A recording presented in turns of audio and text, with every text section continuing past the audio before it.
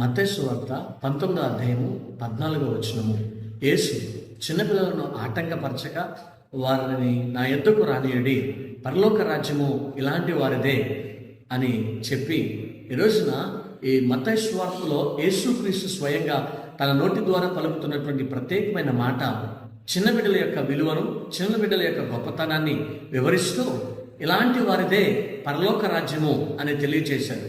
ఈ లోకంలో సామంతులు ఉన్నారు, శ్రీమంతులు ఉన్నారు, గొప్పవారు ఉన్నారు, అధికులు ఉన్నారు, జ్ఞానవంతులు ఉన్నారు, సైంటిస్టులు ఉన్నారు.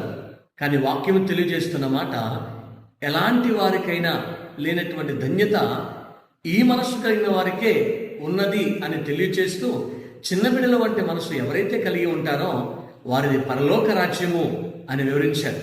అట్టి మనసు క్రీస్తుని నమ్ముకున్న మనమందరము కూడా కలిగి ఉండి నడిపించబడునుగాక.